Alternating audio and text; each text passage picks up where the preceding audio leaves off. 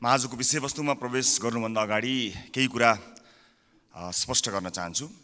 जनतामा भ्रमित हुने गरी जबरजस्ती फैलिएका प्रोपागान्डाहरूको प्रतिकार गर्न र सत्य सन्देश प्रवाह गर्नका लागि एक जिम्मेवार जनप्रतिनिधिका हैसियतले आफ्नो दृष्टिकोण जनता समक्ष पुर्याउने थलो पनि संसद भएका हुनाले म यो अनुमति चाहन्छु। सभामुख महोदय, नागरिकता विधेयकका सम्बन्धमा राष्ट्रिय स्वतन्त्र पार्टी कुनै समुदायको विरुद्ध छ भन्ने भाष्य जबरजस्ती निर्माण गरेर निमुखा नागरिकलाई गुमराहमा राख्न खोजिएको छ। त्यसो गर्नेहरूलाई म यति मात्र भन्न चाहन्छु कि राजनीतिसँग कुनै सरोकार र भोट बैंकको कुनै आवश्यकता नहुँदा पनि प्राकृतिक विपत्ति, वैदेशिक रोजगारीका समस्या र मिटर ब्याज जस्ता विषयमा आवाजविहीन मधेसी जनताको पक्षमा हामी उभिएको संसार साक्षी छ। मैले श्रेय लिन खोजेको होइन, एउटा दृष्टान्त मात्र दिन खोजेको हुँ। सम्मान्य सभामुख महोदय, मलाई नागरिकले नागरिकता नपाउनुको पीडा थाहा छ, साँच्चै नै थाहा छ। कुनै पनि नेपाली नागरिक नागरिकताबाट वञ्चित हुनु हुँदैन, त्यो उसको नैसर्गिक अधिकार हो। जन्मसिद्ध नेपाली नागरिकका सन्तान र एकल आमाहरूका सन्तानको नागरिकताको अधिकार मेरो र तपाईँको जति नै सुनिश्चित छ हुनुपर्छ। सभामुख महोदय, मात्र वैवाहिक अङ्गीकृतका विषयमा मौन रहेका हुनाले यसबारेमा छलफल चलाउन खोजिएको हो र सम्मानित सभामुख महोदय मार्फत म जानकारी गराउन चाहन्छु। एकल आमाका सन्तानले नागरिकता लिँदा आमाले बाबुको पहिचान नै नखुलेको स्व घोषणा गर्ने व्यवस्था हाम्रा आमा दिदीबहिनीहरूको आत्मसम्मान विपरीत छैन यो? यस्ता प्रश्नहरूको विषयमा पनि सोचौँ भनेको हामीले। विधेयक संसदमा आएको भए हामी छलफल गर्थ्यौँ, स्वामित्व लिन्थ्यौँ, तर जसरी जुन बाटोबाट प्रमाणीकरण भयो जम्मा विपत्ति यतिमा हो। सभामुख महोदय, र यदि सदनमा आएर छलफल हुने भएको भए त्यहाँ भएको विभेदका विषयमा पनि हामी कुराकानी गर्थ्यौँ। महिला र पुरुषलाई जुन विभेद गरिएको छ वैवाहिक अङ्गीकृतका विषयमा, त्यसमा पनि हामी हाम्रो धारणा राख्थ्यौँ र दुधको दुध पानीको पानी थाहा हुन्थ्यो कि यो सदनमा आइसकेपछि को के कुराको पक्षमा छन् या विपक्षमा छन् भन्ने कुरा थाहा हुन्थ्यो। त्यसकारणले यो गलत बाटोबाट गएका हुनाले गलत मानिसको पुतला जलाइएको छ भन्ने कुरा म सम्मानित सदन मार्फत जानकारी गराउन चाहन्छु। र अर्को महत्त्वपूर्ण कुरा सम्मानित सभामुख मार्फत भन्न चाहन्छु कि हामीले पार्लियामेन्टको डिग्निटी राख्नलाई कहीँ कतै चुकिरहेका त छैनौँ, यसबारेमा पनि अलिकति ध्यान आकर्षण गराउन चाहन्छु। सभामुख महोदय, जस्ता जस्ता विषयहरूमा हामीले छलफल गऱ्यौँ, हामी नयाँ राजनीतिक दलका हिसाबमा, चाहे ती हाम्रा पक्षबाट आएका हुन् या अन्य राजनीतिक दलबाट आएका विषयहरू हुन्, हामी काहीँ न काहीँ लज्जित भएका छौँ। यो सदन भैँसी राँगाको विषयमा गफ गरेर यदि 5 वर्ष बिताउने हो भने हामीले गोबर बाहेक केही पनि प्राप्त गर्न सक्दैनौँ। हामी आत्मआलोचना गर्न चाहन्छौँ। हाम्रा दलबाट पनि भएका कमी कमजोरीलाई आत्मआलोचना गर्न चाहन्छौँ र नयाँ राजनीतिक दलका रूपमा हामी एउटा नयाँ अभ्यास लिएर आएका छौँ। हामीले आज बजेटमा कुराकानी गरिरहँदा, राष्ट्रका महत्त्वपूर्ण मुद्दामा कुराकानी गरिरहँदा आम सर्वसाधारणमा संसदबाट गएको सन्देश राम्रो सन्देश गएको छैन। म आफ्नो भागको ब्लेम, आफ्नो भागमा परेको जुन दुःख छ त्यो आफू जिम्मेवार हुन चाहन्छु र आफ्नो राजनीतिक दलका तर्फबाट गत केही दिनहरूमा भएका बहसहरू अलिकति अमर्यादित भएकोमा क्षमा याचना पनि गर्न चाहन्छु। सामान्य सभामुख महोदय, म अब विषयवस्तुमा प्रवेश गर्न चाहन्छु। आगामी आर्थिक वर्ष 80-81 का लागि सरकारले गत 1 महिनामा विनियोजन विधेयकका प्राथमिकता, त्यसपछि नीति तथा कार्यक्रम अनि अहिले बजेट बारेमा बजेट प्रस्तुत गरेको छ। यी कार्यक्रमहरू हेर्दा मनमा एउटा प्रश्न जन्मिएको छ। सभामुख महोदय, सरकारले प्रस्तुत गरेको यो विनियोजन विधेयकका प्राथमिकता, नीति तथा कार्यक्रम र बजेट एउटै सरकारले ल्याएर आएको हो कि फरक सरकारको पालामा आएको भन्ने कुरामा म चाहिँ अलिकति दोधारमा परेको छु। किनभने यी कार्यक्रमहरू बिच तालमेल कहीँ कतै भेटिएको छैन। यसबारेमा छुट्टै बहस गरौँला। तर अहिले म बजेटमा केन्द्रित भई केही कुराहरू राख्न चाहन्छु। सम्मान्य सभामुख महोदय, एउटा उदाहरण मात्र यहाँ प्रस्तुत गर्न चाहन्छु। मान्नुहोस् कुनै एउटा परिवार छ, त्यो परिवारका 4 सदस्यले कमाउँछन्। एकजना सरकारी जागिरे छ भन्ठान्नुहोस्, एकजना कृषि कार्य गर्छ, एउटा खुद्रा पसल चलाउँछ, अर्को एउटा वैदेशिक रोजगारीमा जान्छ। त्यस परिवारको घरमुलीले आउने वर्ष हाम्रो प्रत्येक सदस्यको आम्दानी एउटा 5% भनौँ न, 5%ले बढ्छ भनेर हिसाब देखायो भने कसरी पत्याउने? घरमुलीले हिसाब देखाए जस्तो सबैको आम्दानीको वृद्धि दर एउटै कसरी हुन सक्छ? सभामुख महोदय, जस्तै सरकारले दिने पारिश्रमिकको कुरा, त्यसको वृद्धि दर सरकारले निर्धारण गर्छ व्यापारबाट हुने आम्दानीको त्यसको चाहिँ नि बजारको व्यवस्थापनले निर्धारण गर्छ। वैदेशिक रोजगारीमा हुने कुरा रोजगारदातामा भर पर्छ, श्रमको माग अनुसार भर पर्छ, ती देशको नीतिले निर्धारण गर्छ। कृषिबाट हुने आम्दानी, उत्पादनको अवस्था, बिक्री मूल्यहरूले निर्धारण गर्छन्। मैले दृष्टान्त दिएको घरमूलीको त्यो 5% को बेसुरा अनुमानको उदाहरण हाम्रो अर्थमन्त्रीज्यूको अनुमानसँग ठ्याक्कै मिल्छ कि भन्ने मलाई लागेको छ।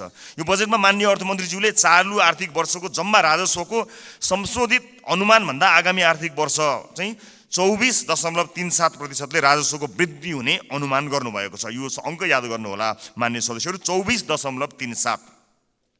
यस बजेटमा माननीय अर्थमन्त्रीज्यूले राजस्वका 90 वटा शीर्षकहरूमध्ये 68 वटा शीर्षकहरूबाट प्राप्त हुने राजस्वको मूल्य दर 24.37% नै हुन्छ भन्ने अनुमान गर्नुभएको छ। साथै राजस्वका मुख्य आधारहरू जस्तै कर, गैर करको दुवैको वृद्धि दर पनि 24.37% अनुमान गर्नुभएको छ।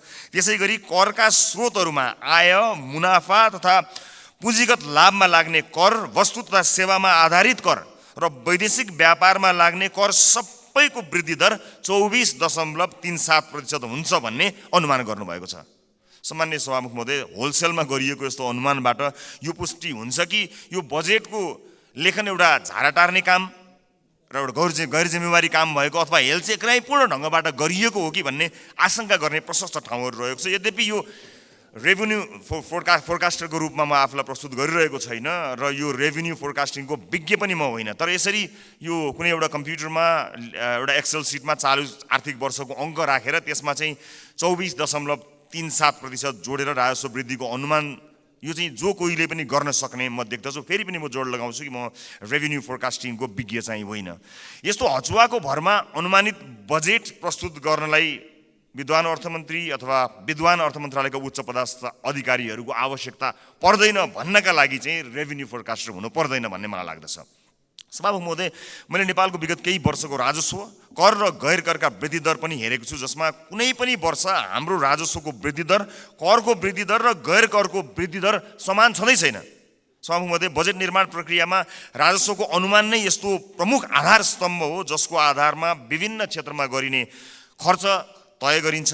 चालु आर्थिक वर्षको प्रक्षेपित राजस्व करिब 14 खर्ब उठ्न नसक्ने भई संशोधित अनुमान करिब 11 खर्बमा झार्नु परेको यो विषम अवस्थामा अर्थमन्त्रीज्यूले आगामी आर्थिक वर्षको बजेट प्रस्तुत गरिरहँदा जम्मा राजस्वको करिब 93% भन्दा बढी उठ्ने अनुमान गरिएको राजस्वका शीर्षकहरूबाट प्राप्त हुने राजस्वको वृद्धि दर एउटै 24.37% हुने अनौठो अनुमानले हामीलाई कहाँ पुर्याउने हो भन्ने एउटा ठूलो प्रश्न खडा भएको छ।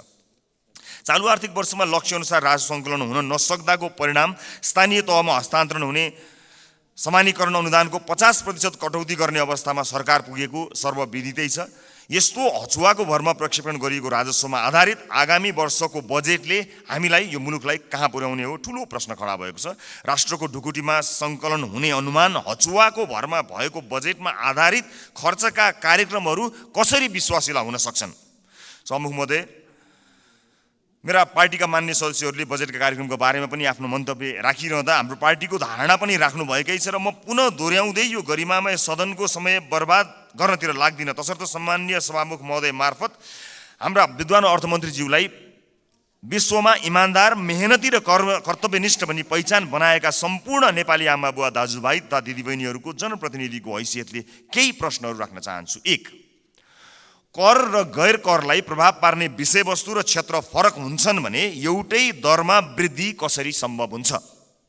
2, कुल राजस्व र कर वृद्धिको दर एउटै कसरी हुन्छ? 3, कुल राजस्व र गैर करको वृद्धि एउटै कसरी हुन्छ? 4, अझै उदेक लाग्दो चाहिँ कर र गैर कर जसको आधार र प्रकृति बिल्कुल भिन्न हुन्छ, यिनीहरूको वृद्धि दर कसरी एउटै हुन्छ? मेरो प्रश्न। 5, करका विभिन्न स्रोतहरूको वृद्धि दर फेरि एउटै कसरी हुन्छ? 6, राजस्वका 90 शीर्षकहरूमध्ये 68 वटा शीर्षकहरूबाट प्राप्त हुने राजस्वको वृद्धि दर एउटै कसरी हुन्छ? यी प्रश्नहरू यी प्रश्नहरूले यस्तो हचुवाको भरमा प्रक्षेपित राजस्वको आधारमा खर्च गर्न बजेटमा प्रस्ताव गरिएका विभिन्न कार्यक्रमहरूको बारेमा छलफल र टीका टिप्पणी गर्नुको कुनै औचित्य छ कि छैन भन्ने कुरा खडा गरेको छ सभामुख महोदय। झोलामा कति पैसा आउँछ भन्ने हचुवाका भरमा गरिएको अनुमानबाट गरिने खर्चका बारेमा छलफल गरेर गरिब जनताबाट सङ्कलन गरिएको राजस्व दुरुपयोग गर्नु कति उपयुक्त हुन्छ, यो पनि एउटा प्रश्न भएको छ। सम्मानित सभामुख महोदय, अर्थमन्त्रीज्यूले भर्खरै उठाएका प्रश्नहरूका सम्बन्धमा नेपाली जनतालाई स्पष्ट पार्नुहुनेछ भन्ने मैले आशा लिएको छु। यदि यसको स्पष्ट र विश्वास लाग्दो आधार नेपाली जनता सामु आएन भने सत्ता पक्षका माननीय सांसदहरूले यो बजेटलाई कुन नैतिकताले पास गर्नुहुन्छ होला, मैले गम्भीर प्रश्न खडा गरेको छु। सम्मानित सभामुख महोदय, राष्ट्रिय स्वतन्त्र पार्टी यो सदनमा उपस्थित भइसकेको छ। विगतमा जे भए पनि अब त्यसरी नचलोस्।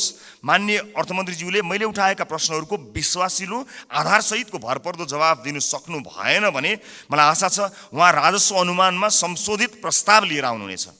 हामी सृजनात्मक र रचनात्मक प्रतिपक्षको भूमिका निर्वाह गर्दै उहाँको संशोधित बजेटलाई पारित गराउन फेरि अग्रणी भूमिका निर्वाह गर्नेछौँ।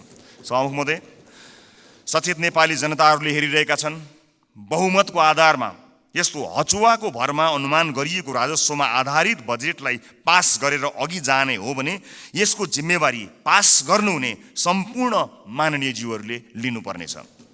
गल्ती हुन सक्छन्, त्यसलाई सच्याएर अघि बढ्नु इमान्दारिता र महानता हो।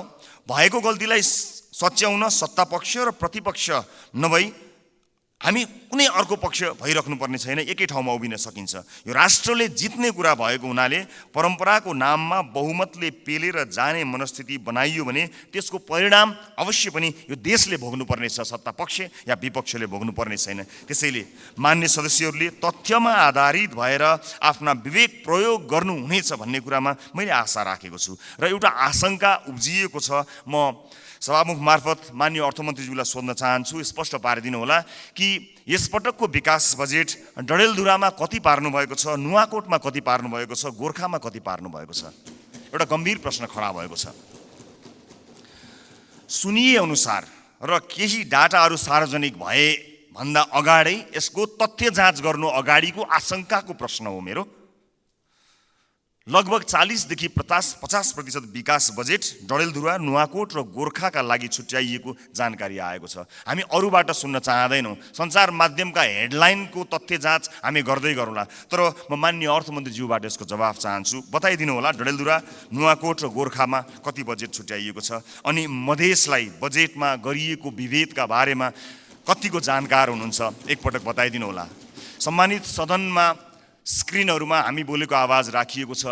हामीले बजेटमा कुराकानी गरिरहँदा यो देशको भविष्य निर्माण गर्छौँ भनेर हामीले ब्यालेटको बाटो हुँदै यही सदन छिरेर परिवर्तन गरेरै छाड्छौँ भनेर प्रतिबद्धता गरेर आइरहँदा सदनमा भइरहने बहसहरूले यतिखेर सरकारी अस्पतालहरूमा भएको अवस्था हामीले सम्बोधन गर्न सकेका छौँ। म त भन्छु सम्मानित सभामुख महोदय, यो सदनमा 5 वर्षसम्म आजबाटै देशका 7वटा प्रदेशका सरकारी अस्पतालको लाइभ सीसीटीभी फुटेज एकातिरको भित्तामा राखौँ।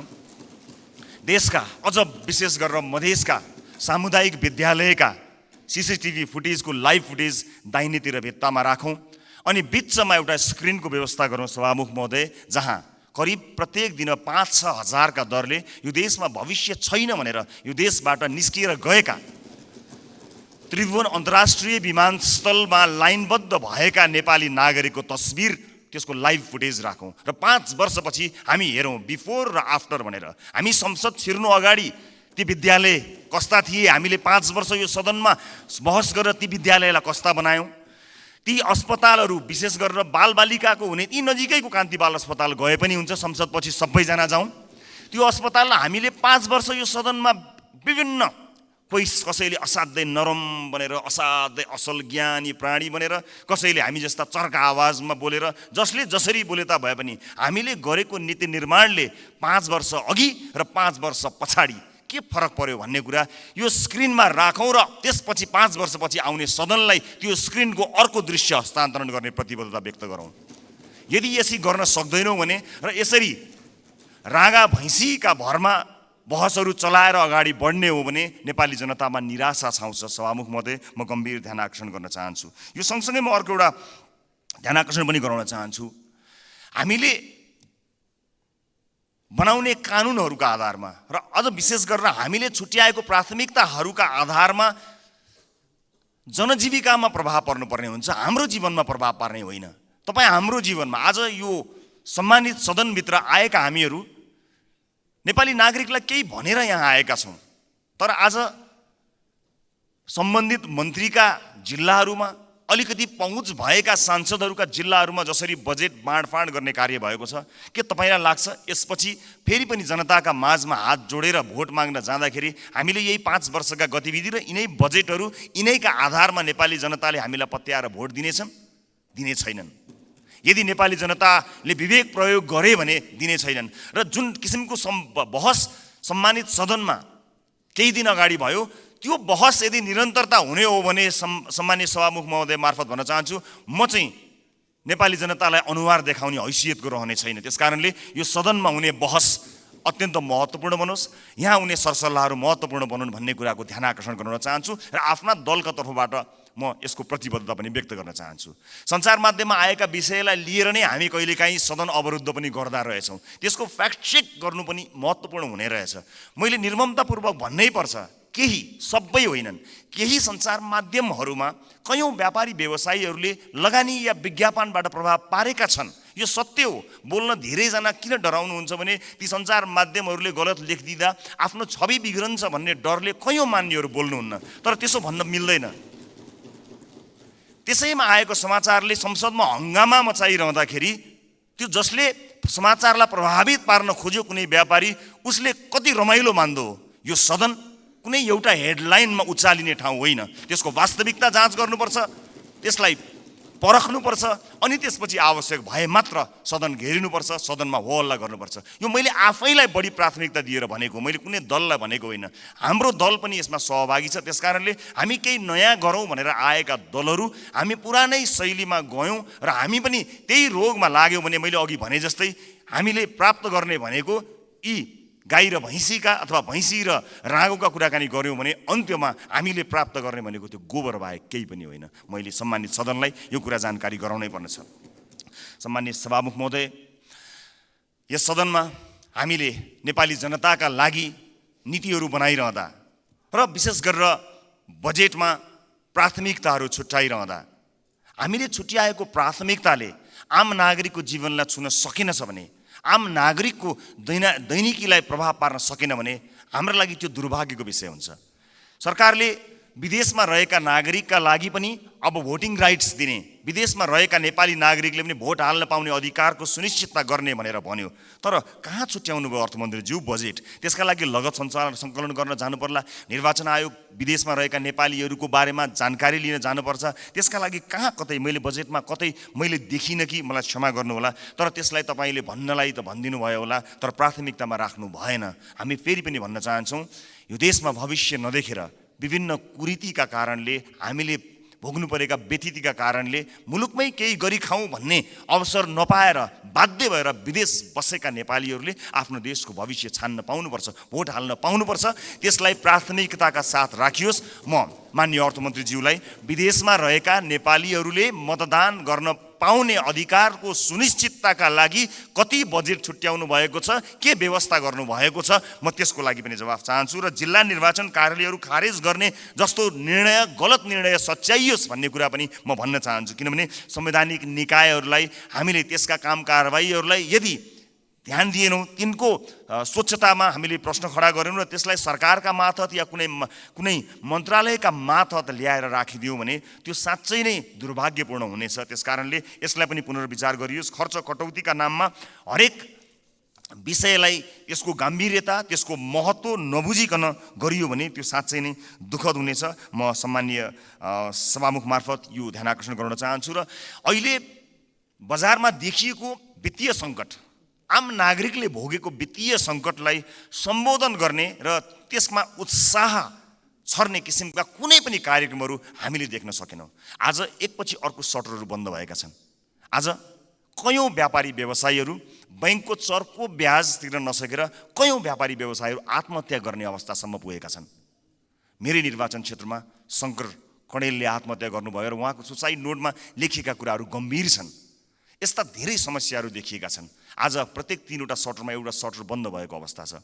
आज सहकारीहरूका कारणले गर्दाखेरि जुन किसिमको बिल्लीबाट मानिसहरूको भएको छ, त्यसलाई सरकारले गम्भीरतापूर्वक सम्बोधन नगर्ने भयो भने धेरै मानिसहरू सडकमा आउन बाध्य भएका हुन्छन् र बेवस भएर यो मुलुक छोडेर विदेशमा रोजगारीका लागि जानुपर्ने अवस्था सिर्जना हुन्छ। अनि विदेशमा रोजगारीका लागि जानु पर्दाखेरि विदेशमा भएका हाम्रा राजदूतावासहरूको संयन्त्रले लाखौँको सङ्ख्यामा भएका नेपाली नागरिकहरूलाई सम्बोधन गर्नै सक्दैन। यहाँ केही गरौँ भन्दा गर्न पाएका छैनन्। देशै छोडेर जाँदा परदेशमा पनि दुःख पाएर बसेका छन्। मुलुकको समाजको वास्तविक समस्यासँग हाम्रो नीति, हाम्रो बजेट, हाम्रो कार्यक्रम कसरी अलग हुन सक्छ सभामुख महोदय? समाजको चरित्रभन्दा, समाजले भोगेको पीडाभन्दा हामीले यहाँ गर्ने डिस्कसन, हामीले गर्ने संवाद कसरी फरक हुन सक्छ सभामुख महोदय? समाजले भोगेको पीडालाई मलम लगाउन नसक्ने गरी हामीले गर्ने संवादको के अर्थ हुन्छ सभामुख महोदय? त्यसकारणले म विनम्रतापूर्वक अनुरोध गर्न चाहन्छु सभामुख महोदय मार्फत कि नेपाली जनताको पीडालाई, नेपाली जनताले आज भोगेका समस्याहरूलाई त्यसलाई महसुस गरेर, त्यसलाई लिपिबद्ध गरेर हामीले बजेटमा ध्यान दिनुपर्छ। र अन्त्यमा आगामी वर्षका लागि हामीले यसो गर्न सक्छौँ कि सानो एउटा सुझावसहित म बिदा माग्छु। बजेट बन्नुभन्दा 4-5 महिना अगाडि हरेक राजनीतिक दलका अझ विषयविज्ञहरू छन् भने उनीहरूलाई सहभागी गराएर प्राथमिकताका क्षेत्रहरू छुट्याउँ। कुनै पनि राजनीतिक दलले भोट माग्दाखेरि शिक्षा गुणस्तरीय र स्वास्थ्य आम नागरिकको पहुँचमा भनेर हामीले भोट मागेका हौँ नि। हाम्रो घोषणापत्रमा, हाम्रा वाचापत्रमा बाकाइदा लेखिएको छ नि।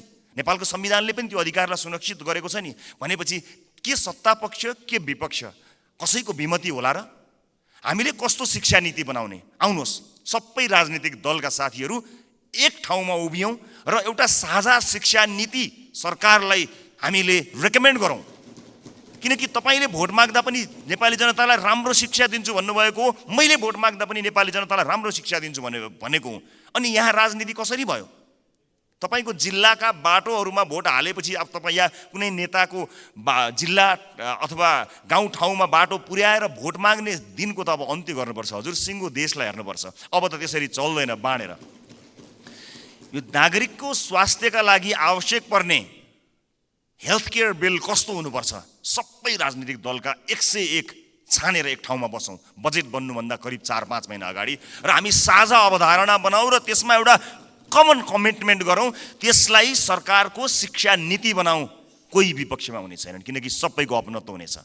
त्यसै गरी स्वास्थ्यका विषयमा कुराकानी गरौँ, अफोर्डेबल हेल्थ केयरका बारेमा हामी कुराकानी गरौँ र सबै दलका माननीयहरू अझ विषयविज्ञहरूलाई राखेर र आवश्यक परे नागरिक समाजबाट पनि विषयमा विज्ञता हासिल गरेका मानिसहरूलाई ल्याएर यो देशको स्वास्थ्य नीति कस्तो हुन्छ भन्ने कुरामा बहस गरौँ। 5 महिना अगाडि बहस गरौँ र त्यस बहसबाट निस्किएको निष्कर्ष, चाहे त्यो मुखमा त्यो निष्कर्ष निस्किएको भोलिपल्ट सरकार ढलोस्, जसुकैको सरकार बनोस्, सत्ता पक्ष प्रतिपक्ष बनोस्, प्रतिपक्ष सत्ता पक्ष बनोस्, तर त्यो नीति फेल हुनु भएन। यदि नेपाली जनतालाई हामीले हृदयमा राखेका हौँ, साँच्चै नै यो देशको मुहार फेर्नका लागि यहाँ आएका हौँ भने यो काम गरौँ। होइन आफ्नो र आफ्नाका मुहार फेर्न आएको हो भने यसै गरी चलाउँ, 5 वर्ष बिताउँ, तर हामी चाहिँ अनुहार देखाउन लायकका हुने छैनौँ। देशको मुहार जस्ताको तस्तै, तर राजनीतिज्ञको मुहार कति धेरै चम्किलो भएको छ हेर्नुहोस् त। किनकि हामीले जनताका मुद्दालाई चुनावका बेलामा मात्र सम्झ्यौँ, चुनाव पछाडि बिर्स्यौँ। म सम्पूर्ण माननीय सदस्यहरूलाई सत्तापक्ष प्रतिपक्ष जहाँ रहनु भएको छ म सबैलाई विनम्रतापूर्वक अनुरोध गर्न चाहन्छु। नागरिकता विधेयकमा पनि हामीले भन्न खोजेको त्यही हो।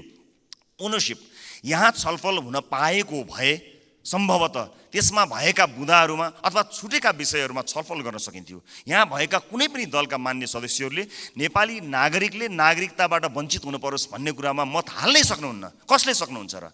विमति कसैको पनि हुने छैनन्। तर सबैले अपनत्व महसुस गरी सही ढङ्ग र सही बाटोमा आएको भए अहिले सम्भवतः सम्मानित अदालतमा गएर त्यो अड्किने थिएन। अनि त्यसको दोष केही दलहरूले लिनु परेको छ, वास्तवमा होइन। नेपाली नागरिकले नागरिकता प्राप्त गर्नुपर्छ भन्ने कुराको विरोधमा, त्यसको विपक्षमा कोही पनि नेपाली हुनै सक्दैन। तर त्यसभित्रको अन्तर्वस्तुमा पछिसम्मलाई सोचेर संवेदनशील विषयहरूमा यो सदन जहाँ नयाँ माननीयहरू र नयाँ राजनीतिक दलका रूपमा हामी पनि आएका छौँ, हामी पनि यसमा सहभागी हुन चाहन्छौँ अनि हामी पनि यो छलफलमा सहभागी हुन चाहन्छौँ, अन्तर्वस्तुमा कुराकानी गर्न चाहन्छौँ र त्यो विधेयकले छुटाएका तर महत्त्वपूर्ण विषयमा हामी योगदान दिन चाहन्छौँ र इतिहासलाई त्यो दस्तावेजमा हामी पनि सही साक्षी हौँ भनेर भन्न चाहन्छौँ। हामी पक्षमा छौँ। हामी जन्मसिद्ध नेपाली नागरिकहरूले नागरिकता पाउनुपर्छ भन्ने कुराको पक्षमा छौँ। हामी सम्पूर्ण योग्य नेपाली नागरिकहरूले नागरिकता पाउनुपर्छ भन्ने कुराको पक्षमा छौँ। हामी त्यो बहसमा सहभागी हुन चाहन्छौँ र पछिसम्म यो मुलुकलाई हित हुने विषयमा सहभागी मात्र हुन चाहन्छौँ। सम्मानित सदनमा आज मैले यति कुराहरू राखेँ। मलाई विश्वास छ हामीले गरेका बहसहरू केवल बहसका लागि होइनन्। हामीले भनेका यी शब्दहरू, हामीले प्रकट गरेका हाम्रा धारणाहरू केवल यतिकै एउटा धारणा राख्न लागि गरिएका विषयवस्तु होइनन्। विशेष गरेर यसपटकको संसदका सबै जस्तो सेसनहरूमा, सबै जस्तो विषयहरूमा आम नागरिकको चासो तुलनात्मक रूपमा अघिल्ला वर्षहरूको भन्दा बढी भएको एउटा डाटाले बताएको छ। अर्थात् नेपाली नागरिकहरू तुलनात्मक रूपमा नेपालको संसदमा भइरहेको बहसलाई अचेल, अत्यन्त गम्भीरताका साथ हेरिरहेका रहेछन्। एउटा अध्ययनले त्यो बताएको छ। यस्तो चासोको विषय बनेको यो सदन हाँसोको विषय नबनोस्, महत्त्वपूर्ण निर्णयहरू आउन सकुन् र एक अर्कामा सहकार्य गर्दै संसदीय मर्यादालाई कायम राख्दै बहसहरू कायम गरेर मुलुकका लागि केही चिज दिन सकियोस्। र यो 5 वर्षमा जसरी भनिन्छ नि, हामी हाम्रो जीवनको 5 वर्षलाई पल्टाएर हेऱ्यौँ भने 5 वर्ष अगाडि हामी कहाँ थियौँ र 5 वर्ष पछाडि हामी कहाँ छौँ भन्ने कुरा हामी सजिलै हेर्न सक्छौँ। व्यक्तिको जीवनमा 5 वर्षको धेरै ठुलो महत्त्व हुन्छ। देशको जीवनमा पनि त्यो 5 वर्षको अझ धेरै महत्त्व हुन्छ। त्यसकारणले हामी यो सदनको जब अन्तिम दिनमा यहाँ बोल्नेछौँ, अघि मैले भने जस्तै हामीले विशेष गरेर देशको टड्कारो समस्यामा रहेका नागरिकको स्वास्थ्यमा यो 5 वर्ष सदनभित्र आएर हामीले के गर्यौँ त्यो भन्न पाइयोस्। त्यसपछि निर्वाचित हुने मान्यज्यूहरूलाई बुझाउन पाइयोस् हामीले यो देशका लागि यति गर्न सक्यौँ, बाँकी तपाईँको जिम्मा भन्न सकियोस्। अघिल्लो सदनले हामीलाई के बुझायो? आज अघिल्लो सदनले बुझाएका कयौँ भ्रष्टाचारका काण्डहरू काँधमा बोकेर हामी हिँड्नु परेको छ। त्यसको निराकरण गर्नुपर्दाखेरि यहाँ एउटा दलको नाम आयो भने अर्को दलले विभिन्न बहानामा बार्गेनिङ गरेर त्यसलाई विषयान्तर गर्न खोज्ने हो कि भन्ने आशंका पैदा भएको छ। एउटा विषय उठ्छ, त्यसपछि त्यो विषय सेलाउँछ, अर्को विषय उठ्छ। कता कता आशंका पैदा भएको छ। मैले भनेको थिएँ कि कहीँ पुराना राजनीतिक दलहरू एक अर्काको पोल खुल्ला भनेर आत्तिएका त छैनन्, विषयान्तर गर्न लागिरहेका त छैनन्। हामीलाई डर भएको छ। नेपाली जनताले नयाँ म्यान्डेट दिएर पठाएको राजनीतिक दलका रूपमा हामी पुराना माननीयज्यूहरूबाट सिक्न चाहन्छौँ, बुझ्न चाहन्छौँ। तपाईँको राजनीतिक लडाइँ र तपाईँको राजनीतिक इतिहासको मानमर्दन गर्ने हाम्रो ध्येय कहीँ पनि छैन। कुन सङ्घर्षले तपाईँले आज यो दिन ल्याउनु भएको छ? हामी त सजिलै राजनीतिमा आयौँ। साँच्चै भन्नुपर्दा हामीलाई राजनीतिमा त्यो सङ्घर्ष गर्नु परेन। तपाईँहरू त राज्यले लखेटेको, राज्यले मार्छु भनेको, भूमिगत बस्नु परेको, जेल जीवन बिताउनु भएको त्यति ठुलो सङ्घर्ष गरेर तपाईँहरूले यहाँ ल्याउनु भएको छ। हामीलाई गर्व छ तपाईँहरूप्रति। तर गर्व गर्न लायक, तपाईँको इतिहासमा गर्व गर्न लायक वर्तमान भइदियोस् भन्ने मात्र हाम्रो चाहना हो। एक अर्काप्रतिको वैमनस्यता, एक अर्काप्रतिको तिक्तता सम्मानित सदनमा तपाईँहरू उखिरहँदा हामी के हेर्ने, मुस्कुराउने कि ताली पड्काउने कि ढ्याप गर्ने कि मुख छोप्ने, त्यस्तो अवस्था हामीलाई सृजना नगरिदिनु होला। किनकि नेपालको राजनीतिमा तपाईँले दिनुभएको योगदानको हामी कदर गर्न चाहन्छौँ। हामी त्यो पुस्ता बन्न चाहन्छौँ जो अघिल्लो पुस्ताले गरेको राजनीतिक योगदानको उच्च मूल्याङ्कन गर्न सकोस्। तर सम्मानित सदनमा एउटा पार्लिमेन्टको डिग्निटीलाई नै हल्लाइदिने किसिमका गतिविधि हुँदाखेरि कता कता हामीलाई पनि त्यो रोग सरे जस्तो पनि कहीँ दिनमा भयो। हामी त्यो रोग सार्न चाहन्नौँ मान्यज्यूहरू, हामी त्यो रोग सार्न नै चाहन्नौँ। हामी तपाईँलाई त्यही सम्मानित स्थानमा राख्न चाहन्छौँ जुन सम्मानको तपाईँहरू लायक हुनुहुन्छ। हामी नयाँ पुस्ताका राजनीतिज्ञहरूलाई तपाईँहरूले एउटा यस्तो संस्कारको विकास गरिदिनुहोस्, एउटा यस्तो संस्कार दिनुहोस् ताकि हामी भोलि पनि गर्व गर्न सकौँ कि हामीले यो तपाईँबाट सिकेका हौँ। हामीले नेपाली कङ्ग्रेसबाट सिक्यौँ, हामीले नेकपा एमालेबाट सिक्यौँ, हामीले नेकपा माओवादीबाट सिक्यौँ भनेर हामीले भन्न सकौँ, मधेसवादी दलहरूबाट सिक्यौँ, जसपाबाट सिक्यौँ भन्न सकौँ, हामीले नेताहरूको नाम लिएर भन्न सकौँ यी नेताहरूबाट हामीले सिकेको हो नि भन्न सकौँ। तर हामीले, माफ गर्नु होला, म क्षमा चाहन्छु, पछिल्ला केही गतिविधिहरूलाई हेर्दा हामीले चाहिँ उल्टो कुरा सिक्छौँ कि हामीलाई पो त्यो रोग सर्छ कि भन्ने डर पैदा भएको छ। म सभामुख मार्फत सम्मानित सदनलाई यति भन्न चाहन्छु कि नीति कार्यक्रमहरूभन्दा, कानुनहरूभन्दा र बजेटहरूभन्दा नेपाली जनतालाई मूलधारमा राखियोस्, देशको वर्तमान समस्यालाई मूलधारमा राखियोस्। वैदेशिक रोजगारीले गाँजेको यो देश यसका मूल समस्याहरूलाई मध्यनजर नराखिकन त्यसलाई नजरअन्दाज गरेर आँखा चिम्लिएर कहीँ पनि पुग्न सकिँदैन। त्यसकारणले नागरिकको स्वास्थ्य, नागरिकको शिक्षा र सामाजिक न्यायका पक्षमा उभिन सक्ने बनोस् बजेट, यही भन्न चाहन्छु। र म जाँदा जाँदै सभामुख महोदय, मैले अघि एउटै दर रेट भएको यो डकुमेन्ट म शीर्ष नेताहरूलाई म उपलब्ध गराउन चाहन्छु। यसले देखाउनेछ 24.37% जुन मैले डाटा प्रस्तुत गरेँ त्यो म अझ स्पष्ट हुने गरी एक-एकवटा प्रमुख राजनीतिक दल र अर्थमन्त्रीज्यूलाई जाँदा जाँदै हस्तान्तरण गर्नेछु। हस्, धन्यवाद, नमस्कार।